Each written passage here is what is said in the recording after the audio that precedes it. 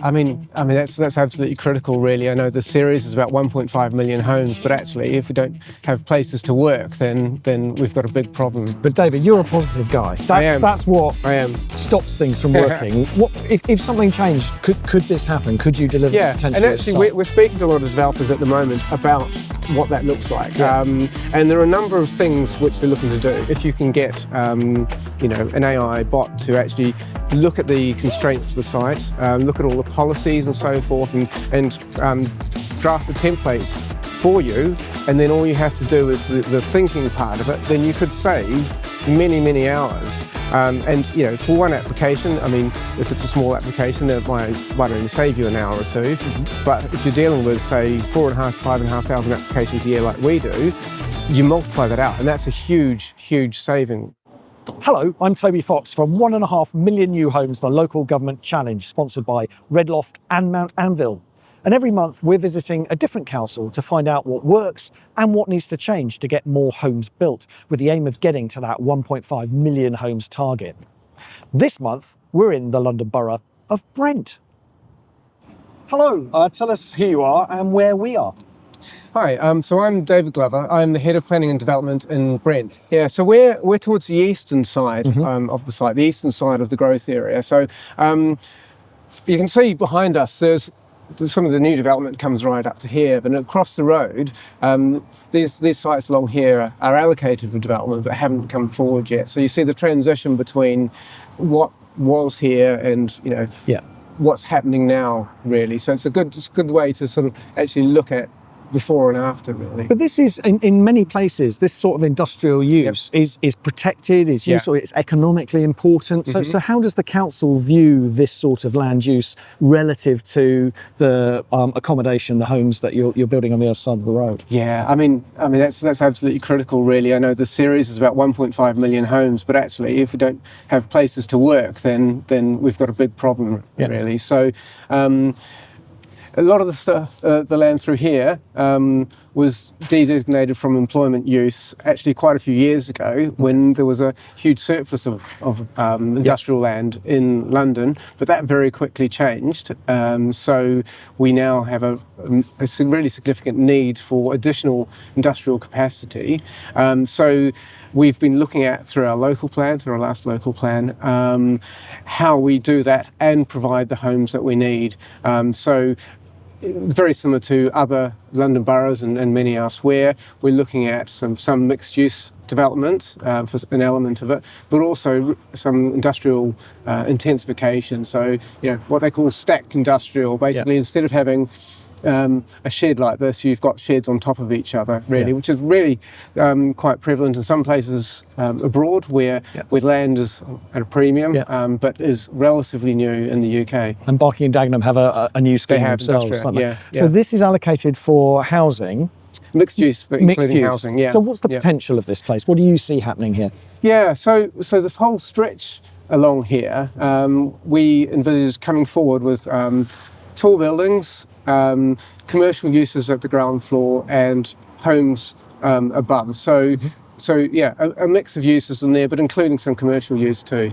And what needs to change to enable you to do that? And why hasn't it happened already? I think things happen over time, so that's natural. Even in Wembley, it took quite a while for things to start moving, to get sort of momentum there, for people to feel actually it's worth taking the risk with all the money that you put into working out a development proposal, and then to pressing go on starting that. They need to be sure that actually, when it's completed, that they're not going to lose a load of money and go bust, as some companies do. But I think the other thing is that I think at the moment, that risk at the moment, when you're looking at very big development, is absolutely huge. So, if you've got a development where you're building, 500, 600, 700 homes, 1,000 homes, when you press go on that, you're pressing go on a huge amount of money. And you and your investors have to be certain that you will actually, it will make financial sense in 2 to 3 years' time when you finish. And when we say a huge amount of money, we're talking about anything like 150, 200, 300, maybe even £350,000 per home. Yeah. Yeah, and you know, so a big development. I mean, they might be spending 50, 100, 150 million building it, and you know, there's a huge amount of risk involved in that. So you know, what you get in a number of places like this, particularly where you're looking at very tall buildings, is you know, sites which have a huge amount of capacity, huge amount of potential to deliver loads of homes plus new jobs in a location which is really well located, really good public transport access, you know, next to one of our major town centres, so you know, everything you need to... Where local people want it to happen. Yeah, absolutely, absolutely, and basically not going to impact many people either. But, you know, the level of risk at the moment in the current financial environment is huge, so that really is a huge impediment to actually bringing things forward. Okay, so let's unpack that. Where is that risk coming from? It's the risk of things not being as expected. Okay. Well, I suppose there's the current problem, which is things aren't stacking up financially anyway, and even if you could get it to stack up, you know, if anything changes during that period, then because of the amounts of money you're talking about, even a relatively small change can make a huge difference and can turn, you know, what is expected to be a profit into a loss, and that loss could be very big. What's an example of a thing that could change that would do that? I mean, you know, if you look at, say, the cost of building, everything from materials to labour and everything in between and so forth, I mean, that shot up, you know, say 5 years ago or so. It's levelled out a bit now, but, you know, if you haven't got certainty about that, or there might be some degree of change, particularly over a longer build program, that could be huge. Finance rates are always quite sort of a significant factor in there. Does that, when you're spending that much money again, you know, you change a percentage point, and it's massive still.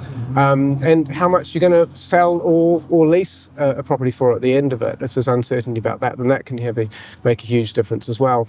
If you contrast, say, sites like this with tall buildings on and a lot of homes, a lot of development, with, say, let's say a grey-belt site where you might sort of put in some infrastructure and then you can start as many homes as you want to at a time. You're pressing go on what is comparatively a small amount of money compared to a site like this. So you can actually phase the development to minimise your risk in here. But for big sites like this, you've got sort of huge amounts of risk if you press go when things are uncertain. But David, you're a positive guy. That's what stops things from working. What if something changed? Could this happen? Could you deliver potentially? And actually, we're speaking to a lot of developers at the moment about what that looks like. And there are a number of things which they're looking to do. So I think one of the key things is, for all the parties involved, is to have those conversations and to be open to looking at how, you know, how proposals can evolve, what the routes for that are, what the processes are, and, you know, and actually what that means in terms of delivery and viability. So some things may include, say, changing some uses in a scheme, that sort of thing. Like, for example, at the moment, we know that the things that are most viable are co-living and student accommodation, and they do play a role in the sort of the housing needs, but we need, you know, a lot more sort of permanent, the traditional homes, than we need of those. But if that can be factored in as part of the equation, and that can offset some of the risk, because it's got more of a greater level of certainty about return, then that can help to de-risk things. Okay. Another thing could be, like, if you've got a very big site, can you break that up? Can you deliver one element of that? Could that in theory work in isolation before you start on the next site? Because that way you're not pressing go on as much sort of risk and as much sort of cost and so forth. So, you know, a variety of different things. You also look at actually, you know, how can the development be made more efficient as part of it? And it's not just value engineering. Sometimes it's layouts and that sort of thing. It's not just sort of stripping out all the nice stuff and putting in sort of, you know, cheap stuff. So, you know, sometimes you can make things more efficient just in terms of the layouts and so forth, and you know, the way homes are stacked, or uses are stacked within buildings. So there's a lot of this to do with the changes associated with the Building Safety Act. So introducing second stair courses to deal with fire safety and that sort of thing, and how you continue to make that balance up when there's challenging environments as well. So it's about having these conversations, because every development is different. Every scheme and every developer will face different pressures for it, and it's looking at actually how do these things work, and how can they work for this development in particular, to try and help this to come forward now. David, you've spoken very effectively about the use of digital technology to improve planning. I've heard the challenge to the government's plans to invest more in planners, to recruit more planners. I've heard the challenge to that it would be better spent to invest that money in increasing the productivity of existing planners. Where do you stand on that? Do you think there's much room, if we invested in digital technology and AI, could we really massively improve performance?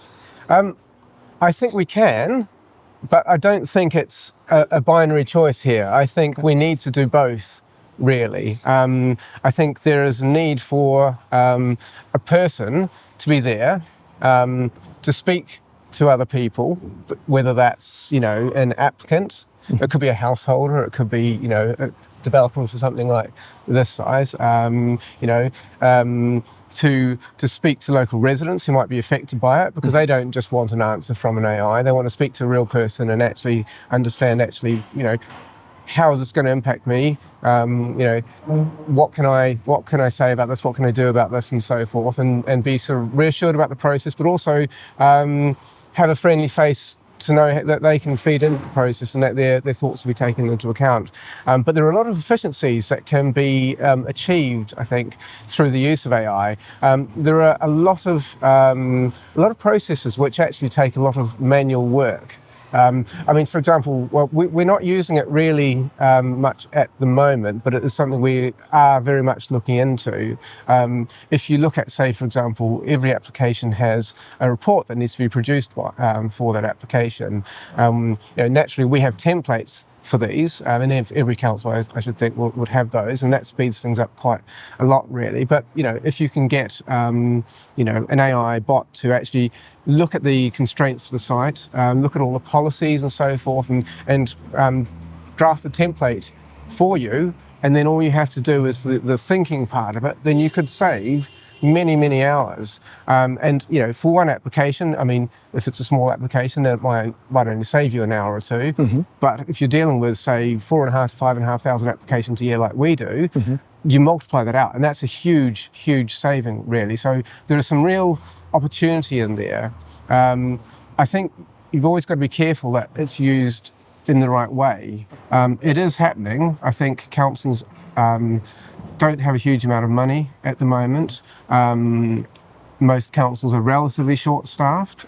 So, I think these things probably take longer than they would do if we had sort of, loads of cash and loads of time. David, you talk about having conversations with developers and other stakeholders to sort of revisit plans and revisit schemes. From the outside, that sounds a bit fluffy. What actually can come out of that's more than just talk?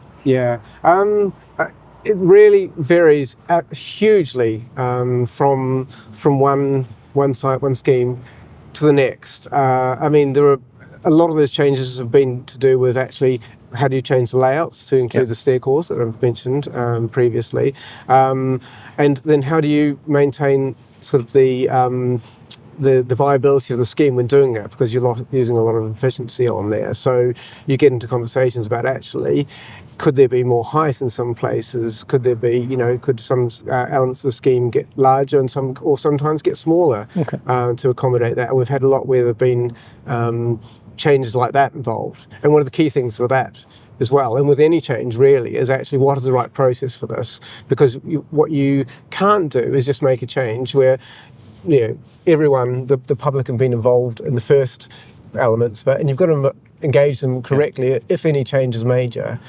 So that's a really important part of the process as well. In terms of the changes of what's in the scheme, we've seen different approaches to different residential tenures. Some schemes where they found that sort of at some stages build to rent works better than build for sale, and vice versa in other schemes and so forth. So talking about actually what the tenures of those are. Is that because of the way that the financing works for those schemes?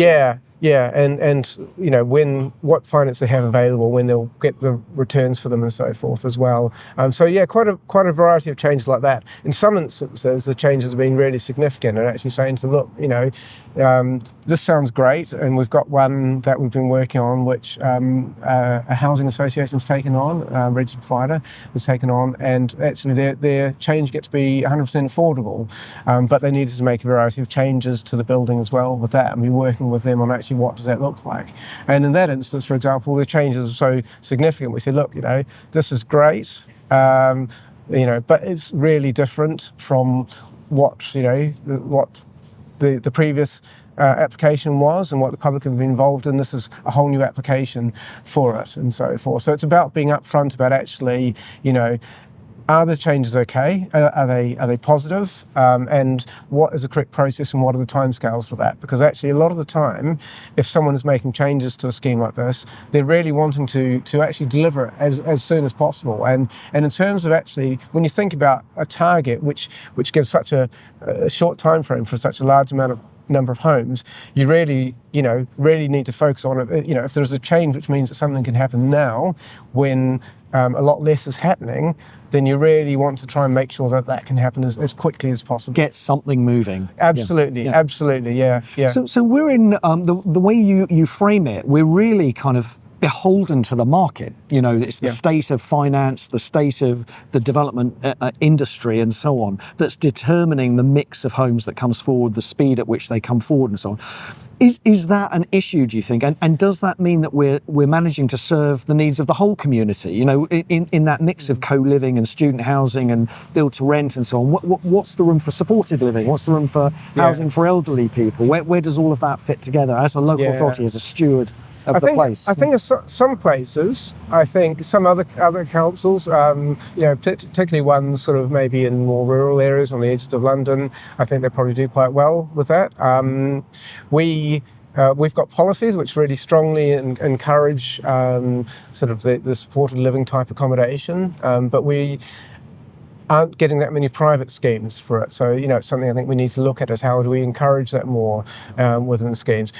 Brent itself as a house builder has been building out schemes, a variety of scales and sizes, some very small that sort of knit in really well with a sort of very suburban community, others much larger and so forth. So, we as a council are delivering those ourselves, but it's something, I think we probably need to look at actually how do we encourage the private sector to actually get into this, because we a lot of the stuff we get is normal housing, but not specifically focused at elderly people. It's all built to very high accessibility standards, so it doesn't mean that that older people couldn't live. No, absolutely. It's if you're elderly, less mobile and so forth. Actually, living in one of the sort of main sort of centres where you can access all the facilities is, there's quite a few benefits associated with that. But so people need additional facilities as well, and how we sort of encourage the sort of private sector investment with that is a key challenge, really. Well, what about the answer being Brent delivering more itself? How much capacity have you got for direct delivery, and could you do more? Yeah, well, we've got quite a number of consents at the moment, mainly for traditional affordable housing, but viability is a real issue. So same issue with the private developers, really, where the schemes aren't stacking up financially. The grant rates that we get that go towards the provision of them aren't sufficient to make them viable. I think one of the challenges is, there are always cycles in development viability. We've seen many of them before, we'll see many of them in the future. So you always get sort of periods where you have a lot more things built, and periods when you get a lot less things built. But we've got such a housing crisis at the moment that, I think, the government's sort of intention is to try and smooth that out and trying to accelerate everything now.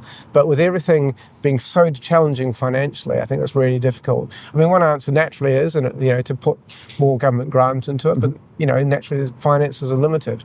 The other answer is to say, okay, well, maybe this is going to be a period where we're going to have less house building and then there'll be more when things are better. But actually we've got, thousands of people on the housing waiting list who need a home now.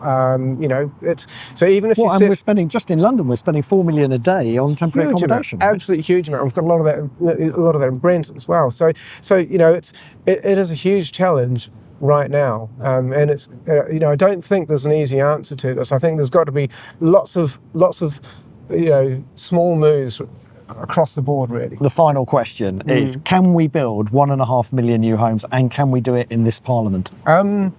So I don't think that we will in this Parliament, but I don't think it's a bad thing to have the target, because I think what the target does is it really focuses everyone on the need to deliver now.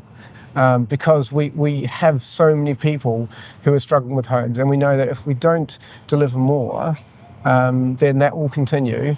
Not just for those people on sort of housing waiting lists and so forth, but we've got private rents just spiraling out of control. Really, we've got private sale prices which are sky high as well, and so forth. So I think it's a good thing to have a target, even if we probably are unlikely to deliver it, particularly with delivery low at the moment. But if we can get up to, so let's say by the end of the Parliament, if you're going to set a date for it, if we can get up to, achieving that 300,000 a year, by then I think we've done really well, because that in itself is really hard to achieve.